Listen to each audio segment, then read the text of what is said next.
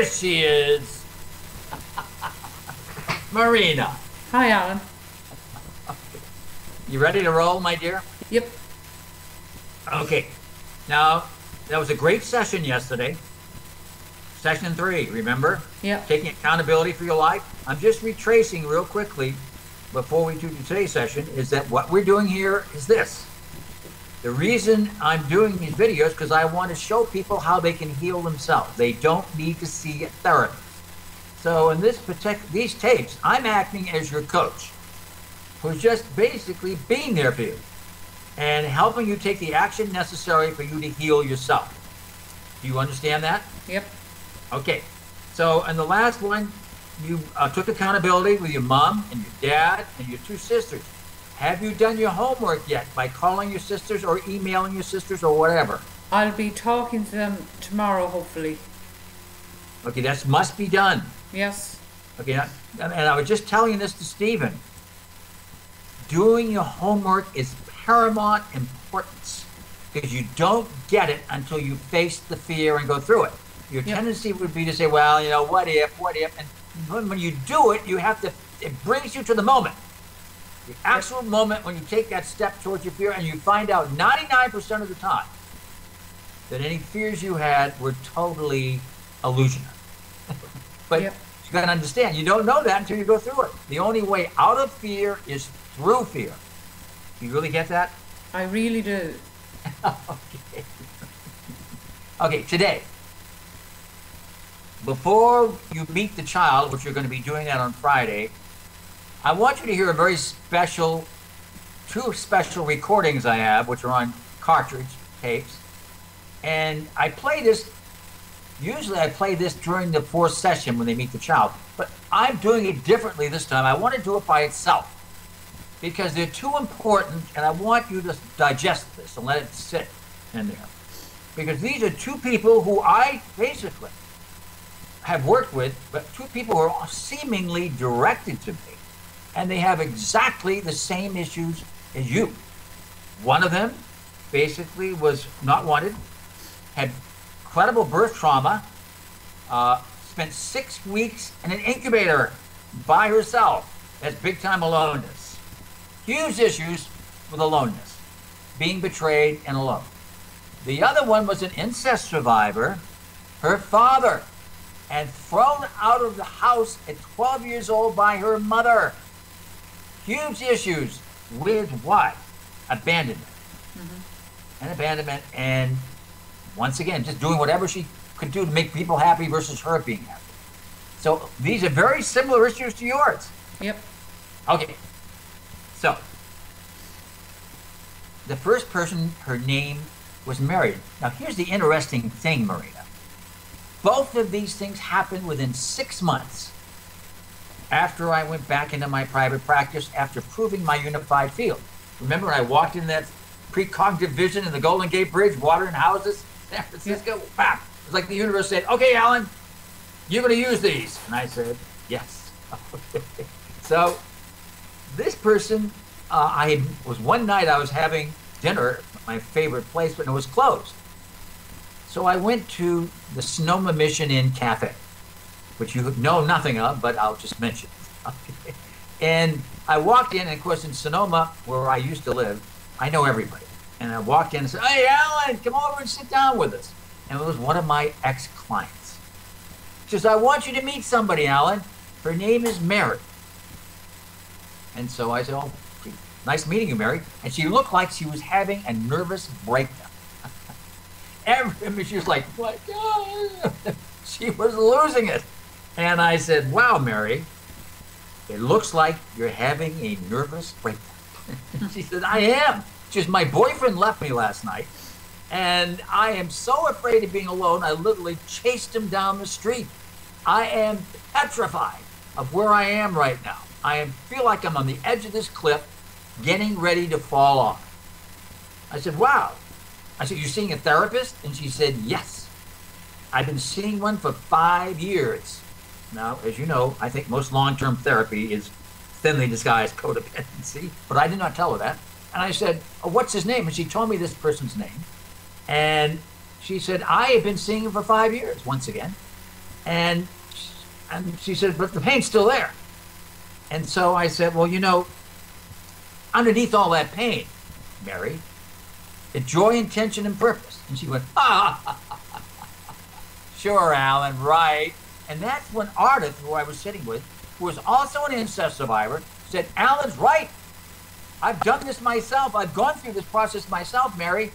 He's right. And I said, Mary, I'd be very happy to give you my card. And, I'm sure you're doing good work with your therapist, but this might be an opportunity for you to really work on your pain and go through your pain. And so I gave her my card. After all, we were just having dinner together. And so I left. And as soon as I left, Ardith told Mary, she said, this is not an accident. Just like you and I working together, Marina. This is not an accident. Alan's the perfect person for you to be working with. So within a week, she called me up and we had our first session. Now, this was not on Skype, it was in person. Remember our first session, Marina? Yep. Okay. And so I told her all about the unified field. I gave her my book to read, just like you've read my Kindle book, and told her how pain overrides joy, etc. How to deep breathe into the pain. This is how you do it. Watch me closely, Marina. It's like this. Fast and hard, and when you breathe out, make a noise.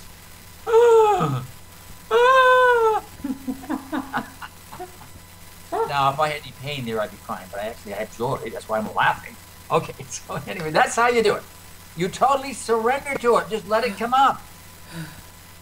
So I taught her how to do that, and we did our first session. And of course, the intent of our first session, as well as Mary's, is to touch the lost child inside of her, which is what I did. Well, I had no idea of the extent of it. So that was on Thursday. At that time, I was seeing clients like a week apart. So it's Sunday, I was at the beach, Lemon-Tor Beach. Beautiful beach, by the way, in Northern California. And I came back from the beach, and there were 4 messages on my machine, all from Mary, who had started to deep breathe into the pain, and she was in it. I call the well of grief. Remember the well of grief? Yep. David White's great poem about the well of grief.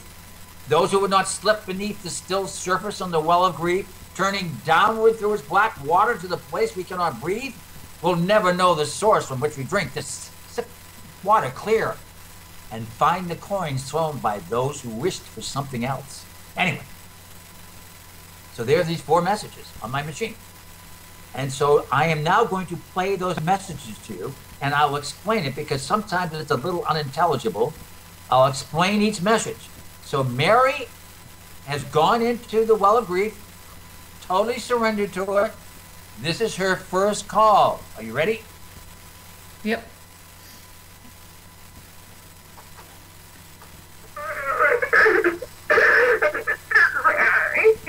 Scary, she's saying. I don't want to be alone anymore.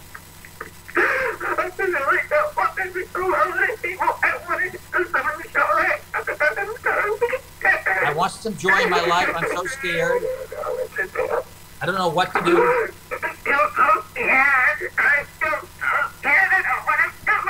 She's so scared. Doesn't want to be alone.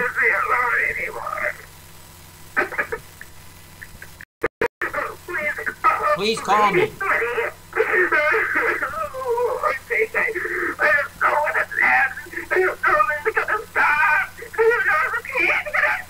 I know the pain's going to stop. Almost lost it there. The pain to stop. It feels so bad not to be loved anymore.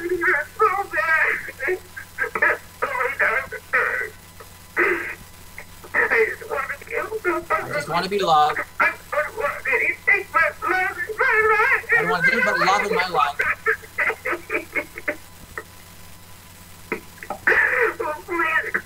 Please call me. When's it going to stop?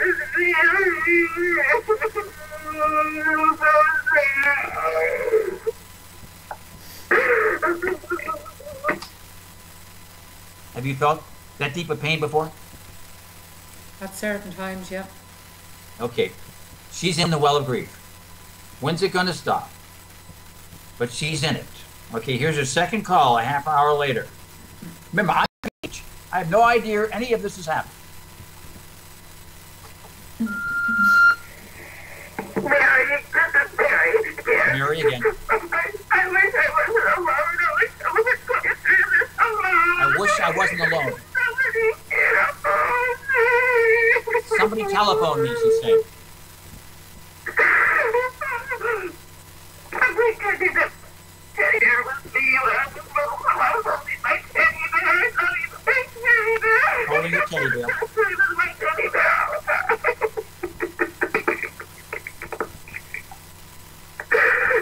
Uncle gave me a majorette.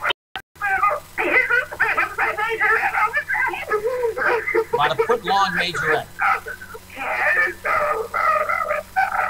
Scared and alone all the time. I never had anybody hold me and hug me and love me and tell me that they love me. No one held her, told her they loved her. They're always loving everyone else. Nobody's loving everybody else.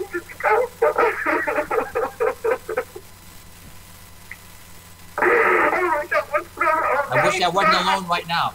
I had to be alone. I don't want to be alone anymore. Now listen to this. I'm so scared. I'm so scared. I wish you were there. I wish you were there to talk to me. Listen to this. Oh, God, you're supposed to be alone. I guess I wouldn't be able to live with it. I guess I'm supposed to be alone. I wouldn't be in this unless I was alone. Don't want to be alone anymore. I hate my father. I hate my father but love him. I'm so sad. Oh, maybe it's all over now. Maybe it's all over. Oh, go away. The pain. Oh, the pain, go away. Please call me. Okay, she's in it. But she also knows she's supposed to be alone. She's already reached acceptance. Got it? Yep. She's already reached acceptance. Now, what is the most important thing that she's doing, Marina? She's in the well of grief, by herself, going through her original aloneness. Believe me, 6 weeks in an incubator. Believe me, she's alone. Okay? What's the most important thing she's doing? Accepting it. No. Reaching out. Oh. Picking up that phone and calling me is the magic step. She's letting somebody in. Otherwise, you're crying by yourself, Marina, which you've done a lot, correct? It has been one of my habits, yes. Okay, but you're going to end that habit because, number one, how can anyone know who you are if you're hiding it? So it's like, no, the most important step she's taking is reaching out to me. I'm not there. She's talking to my answering machine, which, by the way, happens to be a great listener. But It doesn't interrupt. Doesn't interrupt, which I do all the time. You're right. Okay. But she's reaching out, and she knows somebody's going to hear this. That's the single most important step she's taking, is reaching out from her pain. Have you ever done that? I've started doing it, yes. I can do it occasionally. I can see a lot of that. For me, it's been seen. It's not good enough for me to see it. I need to have, as you say, open up and have somebody see it. That's right. And that's coming. That's one of the reasons I'm playing this tape for you, Marina, to prepare you. Because that's where that little girl is. But underneath all that pain is joy, intention, purpose, and delight. You trust that? I do. You should. Okay. So anyway, here's the third call now. She's already realizing she's where she's supposed to be. All of this is within 2 hours. These are like 10 minutes apart. Third call.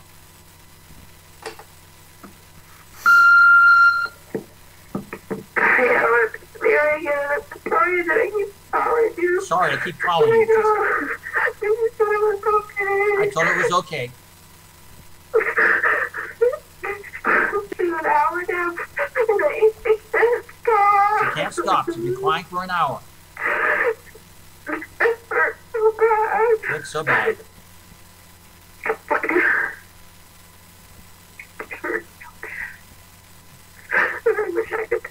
wish I could talk to you. I'm at the beach. I was like, it was going to throw up. It was just mucus. She's got to throw up. It's just mucus. But I feel disappointed when he did better. But I feel like there's so much pain. The pain will never let up. Like a bottomless pit. Never gonna let up. Have you felt that? Like Yes, a you have. bottomless pit. Never gonna let up. I just feel it. I gotta go to work. She's going to work by 3 o'clock. She's an emergency nurse. That's still an hour away.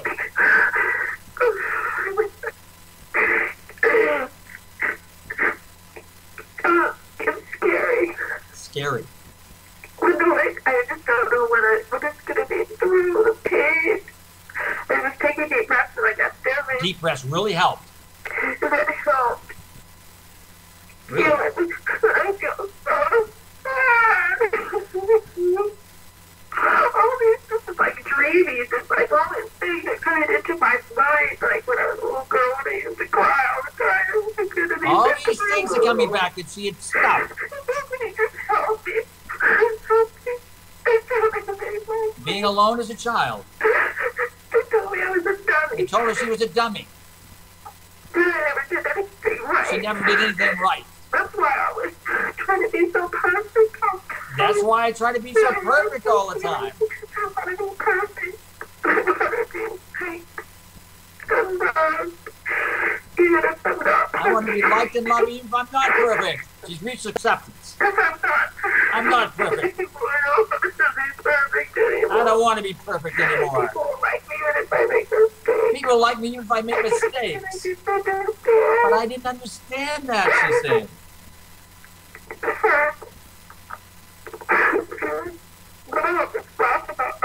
That's the one that gave her the wooden drum major.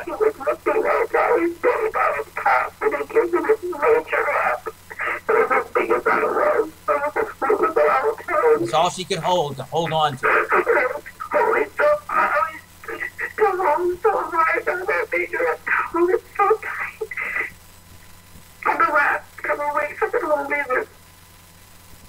I keep rocking back and forth. The weirdest thing, I can't stop rocking. It's like a Let's stop this for a minute. She's rocking back and forth, holding this teddy bear. Why is she doing this, Marina? Because she checked out in the womb during her birth trauma, and she's replicating where she was being carried by her mother in the womb. Walking back and forth. Now, I would love to tell you, Marina, that I told her to do this, but I didn't. She's doing it by herself. She's healing herself, doing exactly what she needs to do to make this connection. Isn't that sensational? So she's walking back and forth, holding this teddy bear, exactly where she was in a place of soul consciousness before she checked out.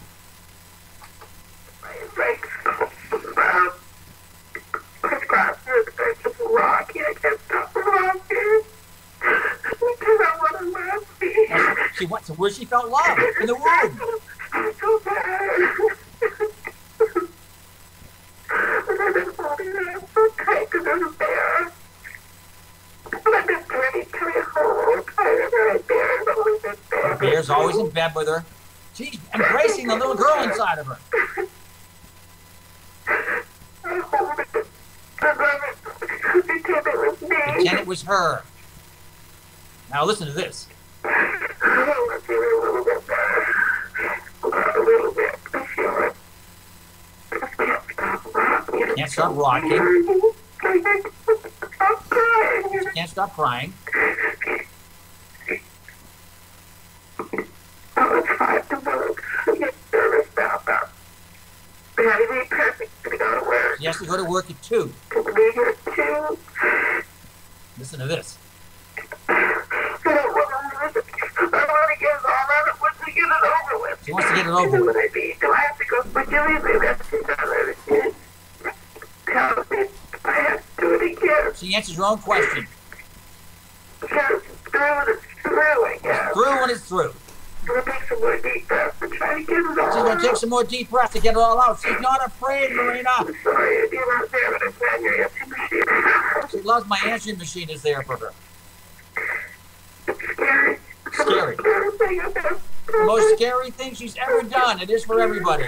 I don't feel any relief yet, so little teeny weeny bit of hope.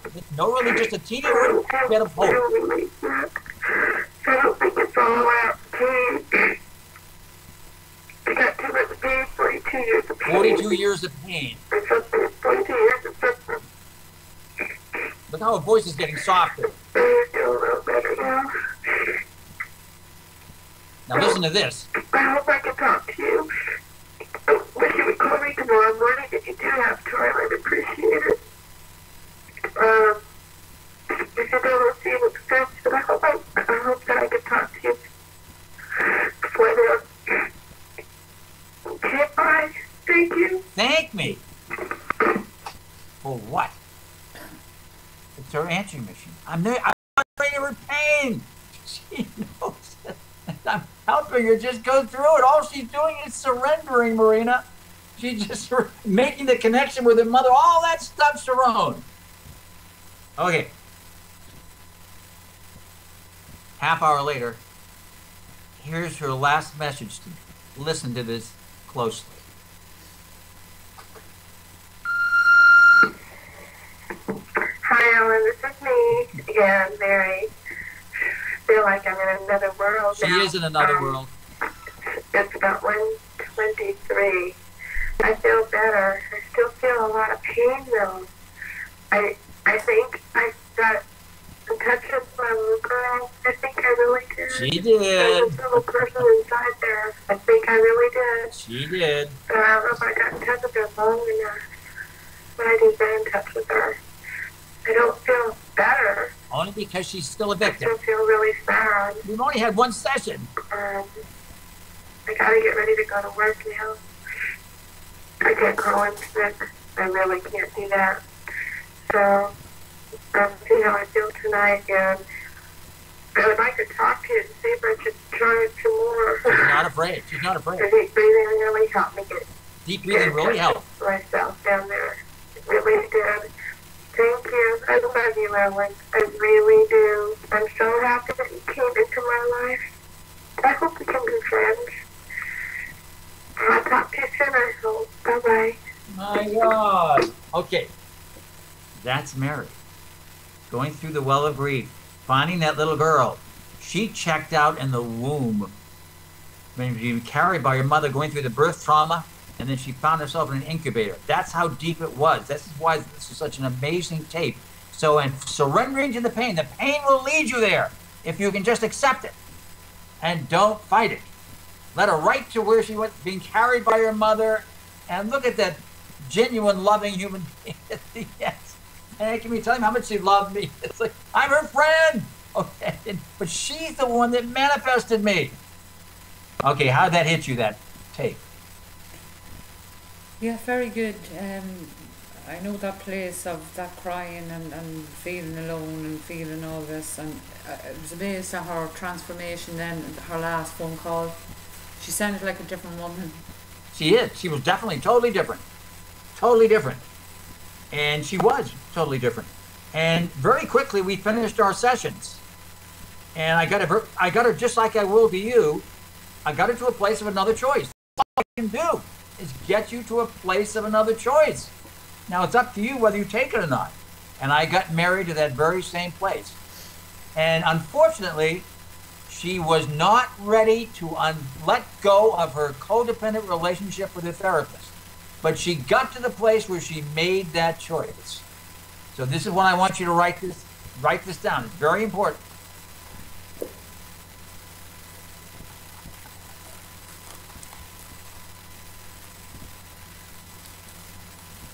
Yep. All Allen can do is help me get to a place of choice.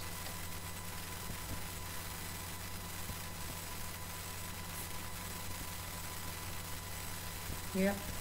But it's a choice only I can make. Being you. But it's a choice only I can make.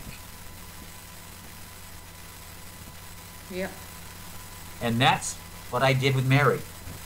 She got to a place of choice, and her therapist is no longer in business.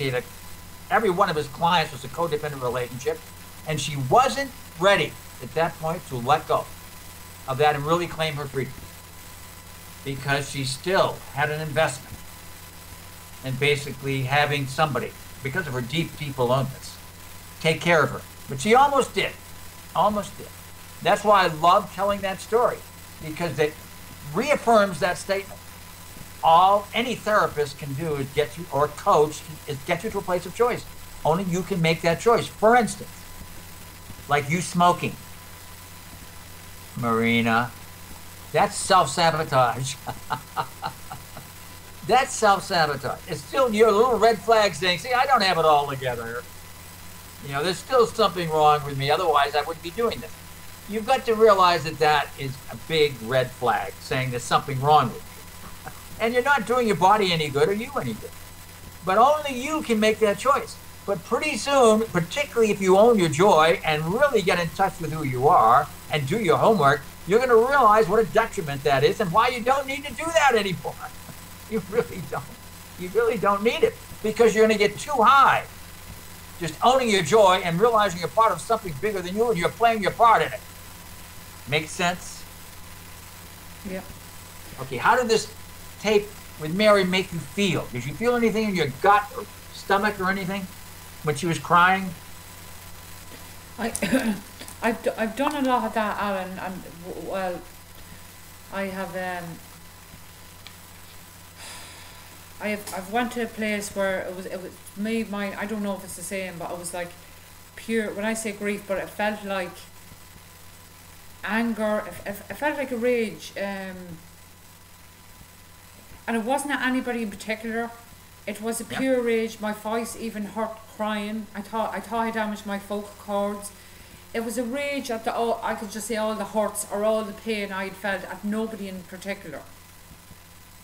Okay. Go ahead. And there's always a release when I allow it. You were saying something about when you let it. To me, it's being truthful with myself. Or being truthful in a situation. It's like I see the responsibility. Big time is I feel responsible. If I say my truth and how I feel, and if somebody's not pleased with it, I feel responsible, or if I get afraid if they don't agree. And I've always sold myself with that. Even now it's getting subtle. Now look, what do you think was underneath all that rage? A lot more happy, joyous, childlike. No. Sadness. Really? This is how it goes. Underneath the anger is sadness. That's what you're denying. She was in touch with her sadness. She wasn't fighting it. She was surrendering to it. She was in it. She'd already gone through that step. She wasn't angry anymore. She was feeling the sadness. And you just heard it. Underneath her sadness was joy, intention, and purpose. Remember that soft voice saying, I know I touched that child. She had. And telling me she loved me. That was the little girl. Well, that happened to me a little bit, Alan, a couple of days ago. The car broke down, something else, and I could feel this lack, this fear coming. There was this lack.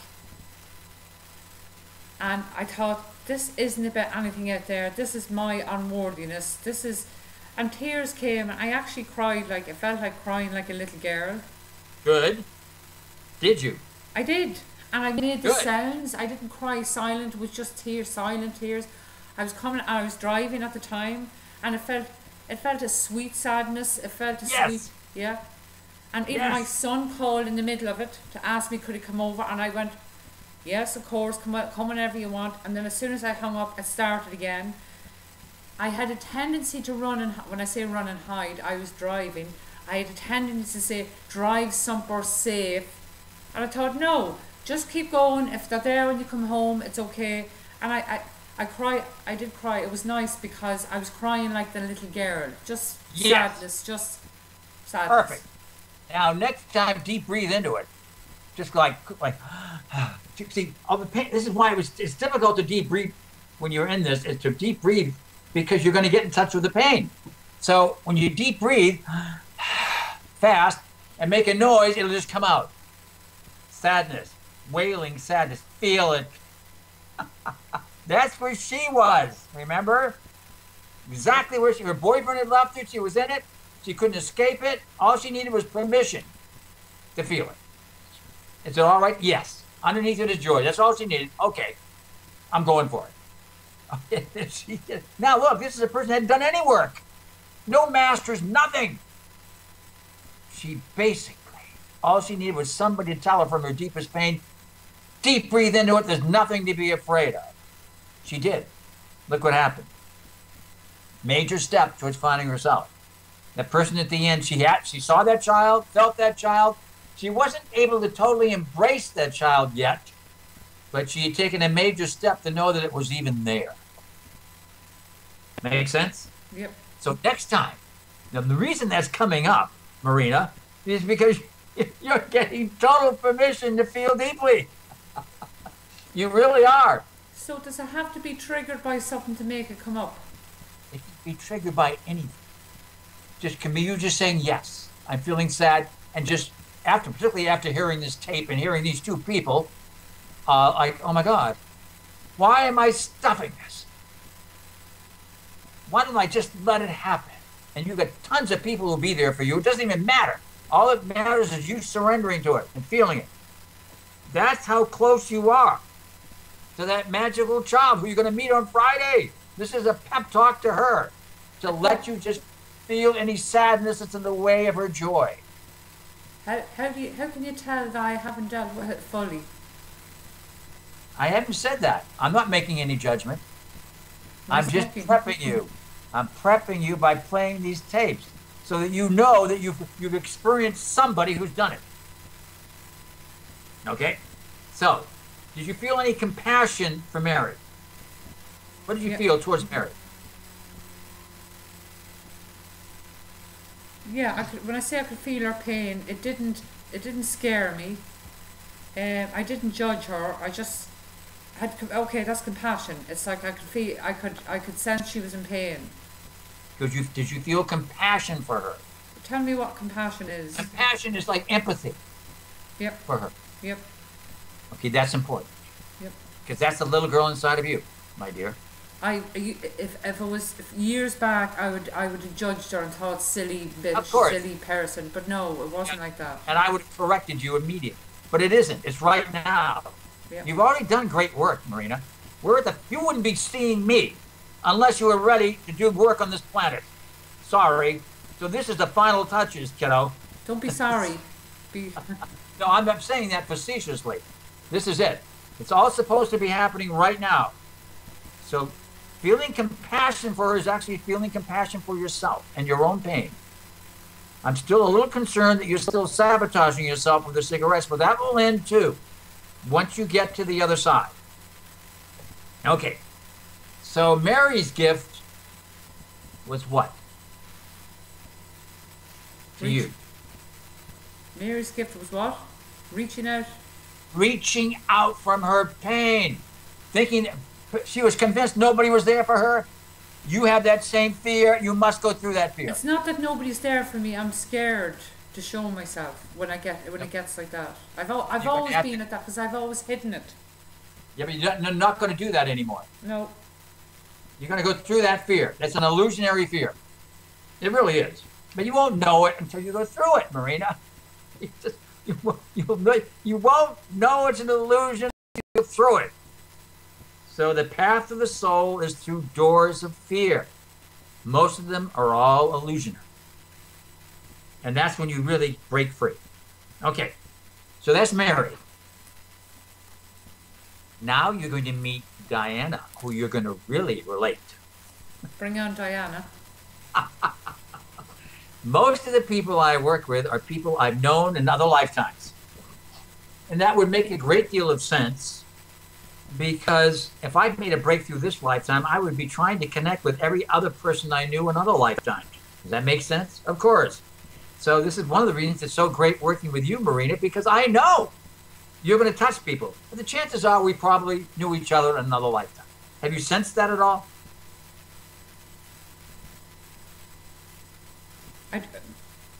You don't know. Doesn't matter.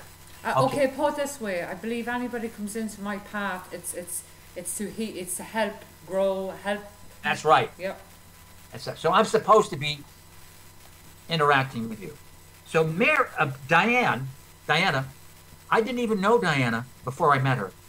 She was working as a legal secretary, hated her job, living with a guy, and she had 2 children from a previous marriage, and she hated her job. But she didn't have the courage to leave her job as a legal secretary. What she really wanted to do was work with women and using essential oils, healing. She wanted to do healing work, but she didn't have the courage to do it. So she met me. Her husband's name was Dean. No, not husband. Yes, it was her husband. No, it wasn't. It was her boyfriend, okay? Dean.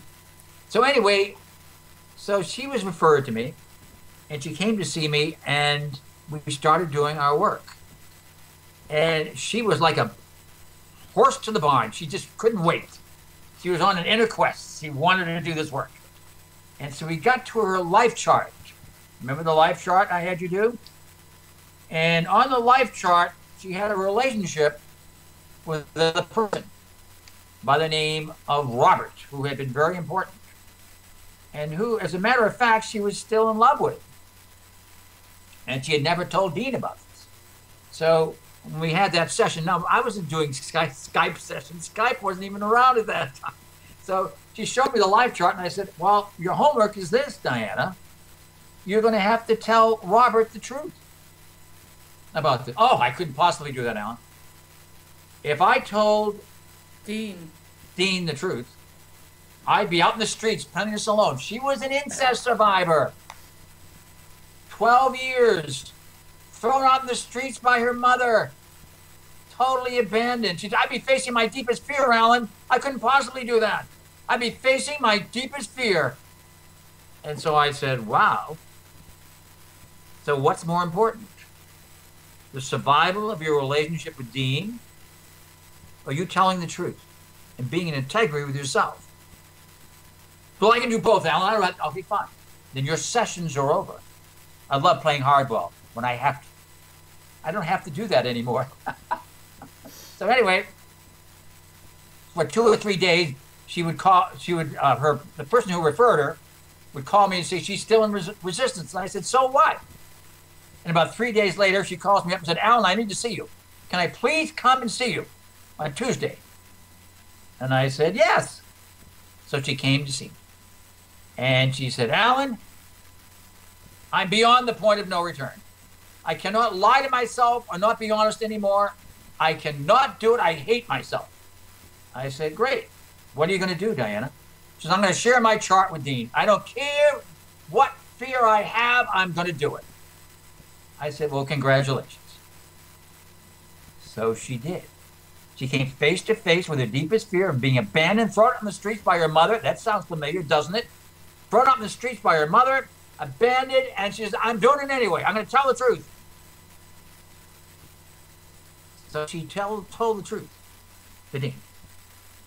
And she woke up, went through the pain, woke up at 6 o'clock the next morning, and left this message in my machine, which you are now going to hear. Okay? Yeah. She's gone through it. She told the truth, risked everything, told the truth. Here's Diana at 6:30 in the morning. Nice voice, by the way.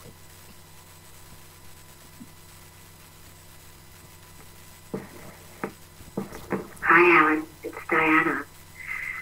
And boy, oh boy, I'm going through it, and I really feel like I'm having an incredible breakthrough.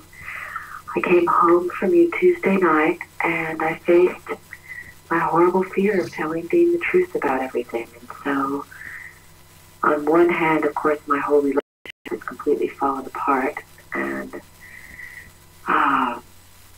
through that, somehow I'm feeling much better. I mean, I'm going through the pain and sadness and sorrow of that and taking the responsibility for it, but there's just a real sense of knowing that I did the right thing, and no matter what the cost is, that's the most important thing. And then I had a horrible migraine headache last night, but I had 2 wonderful things happen. One was I felt the presence of this incredible angel literally come into my heart last night, and she told me that she was giving me the gifts of love and courage and strength. And she said that these are my gifts forever and that no one can ever take them away from me. Not unusual. And that was really wonderful. And then I had a real breakthrough dream of really getting in touch with my child. I mean, just really. That's the child inside of herself. Feeling really filled with awe about this whole process, Alan, and how it works. And I just, I feel like I don't know how I'm going to get to work today, but somehow I will, and I'm just surrendering because the beauty of it all is just too wonderful. So I want you to know that I'm okay and that I wanted to share that with you. And if you get back to me, it's fine. And if you don't, I'm also absolutely fine. I'm doing really well within all this. And if I need you, I'll call you. Thank you for listening. Bye-bye. Well, there's a warrior. She faced her deepest fear, and she went through it. And believe me, amazing things happened to her because she suddenly realized she was now no longer going to say no to herself. And she was going to say yes to herself. So she told Dean, I don't know what you're going to do, but I'll tell you this. I'm going to finally do what I've always wanted to do. I want to work with women doing this healing work with essential oils, and I'm going to do it. And I'm going to go to Hawaii, swim with the dolphins. I'm going to do all this stuff I want to do, Dean. And he was a little resistant. And she says, I don't care if you go or not, but I'll tell you one thing, Dean. The only way we can stay together is if you do this work with Alan, because there's only one person who can bust you, because your head trips are even worse than mine. And and she says, that's Alan. So guess what? He did the work. He did the work. Made a total break. They're now happily married. Two of our dearest friends. She's doing what she came here to do, working with essential oils.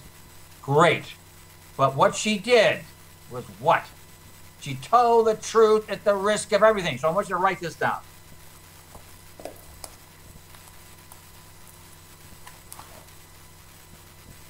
The magic of Diana's tape. The lesson of Diana's tape is the importance of telling the truth at the risk of everything.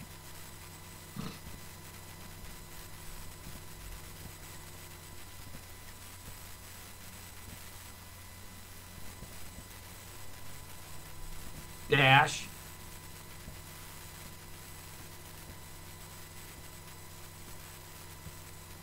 Yeah. It is the only way you can truly love yourself.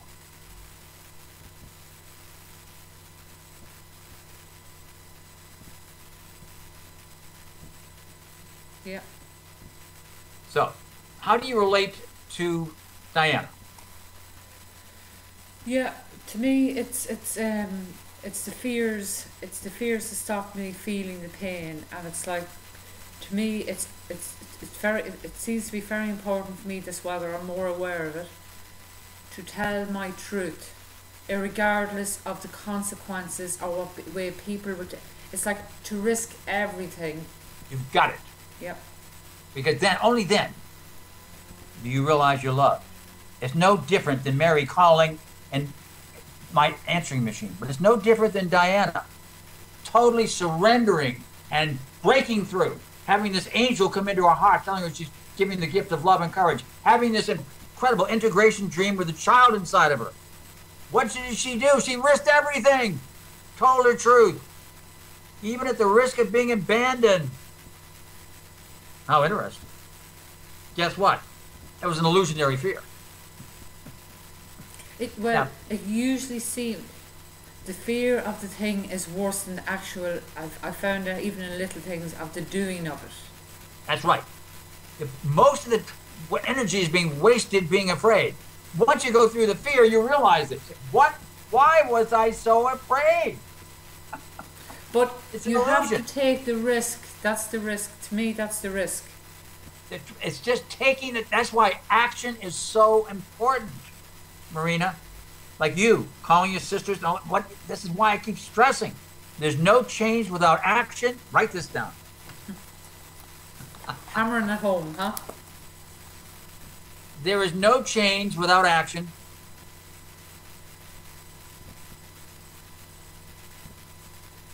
Here's a big part of this. Action changes knowledge into wisdom. I like that. Oh, yeah. Underline that part.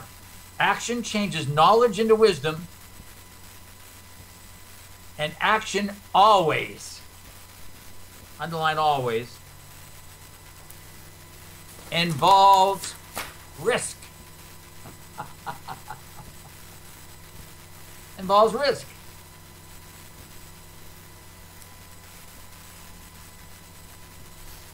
Now, in your particular case, the risk is being me enough. Yes, it is. Just tell you the truth. It's enough. So only then do you realize that not only is it enough, it's perfect. So you can no longer allow. How much of you is controlled by fear right now, Marina? It's getting more. I'd say it's getting more subtle, but it's also getting very clear how even simple things are saying what I want. I've played the game so long because the fear hits up. What's people going to say back? Or oh yeah. It doesn't even seem rational. It isn't rational, yeah. But it's still your ego holding on desperately for protection and survival purpose. That ego is being. This is why I played these tapes. I wanted to hear two people who are warriors, who've gone through exactly the same depth of pain and aloneness. Everything that you've gone through, breaking free, finding themselves, particularly Diana, living her truth. Please. So this is just to prep you for Friday's session when you're going to meet that same incredible little girl inside of you who I have by the hand, who can't wait to come out and fly. Is this true? Yes. But maybe it's me saying, how do I do it? What do I do? No, that's your mind in the way. Just surrender. Get out of the way. Okay. Get out of the way. You're in good hands, my dear. Okay. So does it have to look a certain way? You what? Does it have to look a certain way? No, it doesn't have to look anything. Just totally surrender. The quicker I can get you to a place of surrendering, the better. Just let go and surrender. It doesn't have to look like anything. There's no way you can fail. Okay. At all. You like that? Yep. You can't fail. This magical child is the one that led you to me through Stephen. So this is it, kiddo. So this is why I play these tapes for you. Do you like the tapes? I do. Do they mean a lot to you? Yes. Why? Because it's what I'm going to do. Yeah, okay. But did they inspire you at all? Yes. Which one inspired you the most?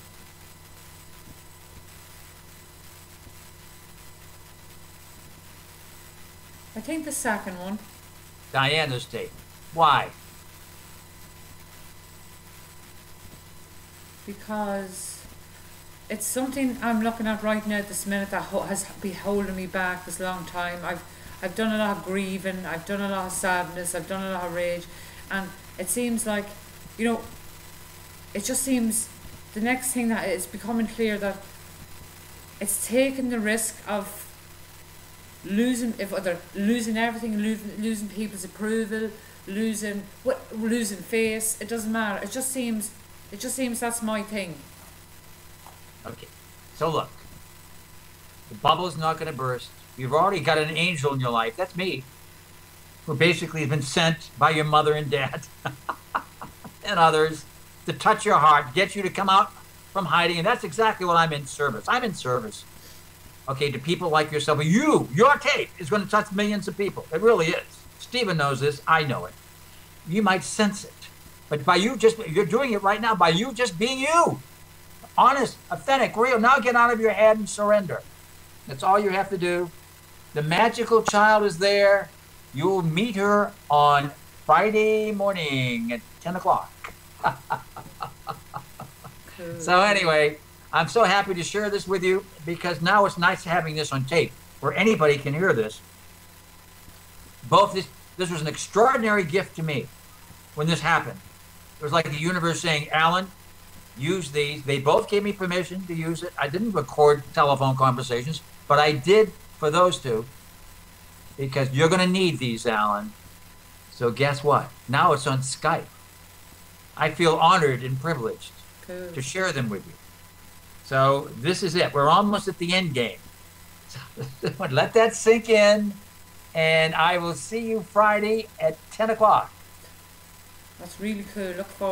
Looking forward to it, Alan. Okay. Always nice talking to you, Marina. Same here. Thank you, Alan. You're welcome, my dear. Bye-bye. Bye.